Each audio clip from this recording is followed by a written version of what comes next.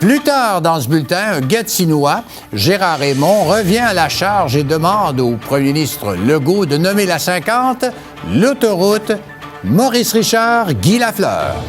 Depuis le décès de Guy Lafleur, nombreuses sont les personnes qui ont souhaité que le nom de l'autoroute 50 devienne l'autoroute Guy Lafleur. Mais pendant qu'on est en attente d'une décision du gouvernement du Québec, un Gatinois, Gérard Raymond, revient à la charge et demande encore une fois que le nom choisi soit l'autoroute Maurice Richard-Guy Lafleur. En passant, il y a 20 ans aujourd'hui, 27 mai, Maurice Richard rendait son dernier souffle. Gérard Raymond, pourquoi l'autoroute Maurice Richard-Guy Lafleur pour la 50? Bien, Pierre, d'abord, l'historique est assez simple. Ça fait une dizaine d'années que je milite dans ce sens-là. J'avais déjà eu l'occasion d'exprimer un point de vue à parole. La parole est à vous dans le journal Le Droit. Il y a 15 ou 20 ans, on avait lu dans les journaux que l'autoroute 50 avait été nommée officieusement Maurice Richard. Et donc, à partir de là, et d'autant plus qu'on avait lu aussi que la famille Richard avait donné son nom.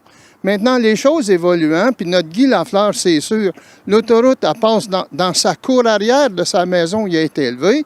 Donc, à mon avis, raison de plus pour, comment je dirais, la nommer, oui, Guy Lafleur sans aucun doute, mais aussi en guise de compromis, au sens que ça serait un beau compromis, puis un beau cadeau que les familles Richard Lafleur feraient aux Québécois et inversement la même chose. Parce que ces deux joueurs-là ont tout donné aux Québécois et à mon avis, ça serait une belle occasion de retourner l'ascenseur. Maurice Richard pour ses 50 buts en 50 matchs. 50 buts en 50 matchs et notre Flower, notre Guy national, c'est 50 buts en 6 saisons d'affilée.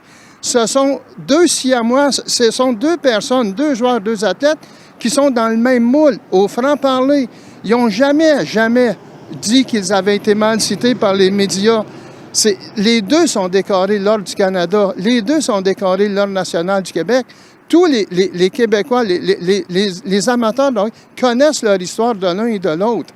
Donc, bref, ça serait quelque chose de beau et à mon avis, qui serait accepté aussi et par les Québécois et par les gens de l'Outaouais, parce qu'il y a une solidarité chez les gens. Et là, vous attendez la réponse de François Legault, à qui vous avez écrit. Oui, oui. Je trouve ça cute dans le sens que j'ai écrit il y a 2 semaines à peu près au premier ministre parce que quand même, ayons pas peur des mots, c'est lui qui est le maître d'œuvre de ça, là.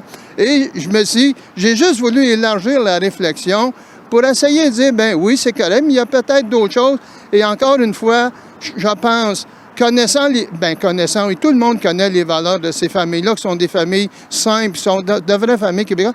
Et je pense que ça serait accepté mutuellement par les deux familles, parce que l'un et l'autre des deux athlètes se respectaient tellement. Et vous êtes un passionné des Canadiens. Mettons que oui, puis oui, et je me cache pas aussi que, compte tenu de mon âge, comme beaucoup de petits Québécois qui avons grandi à cette époque, bien, Maurice Richard, c'est mon idole.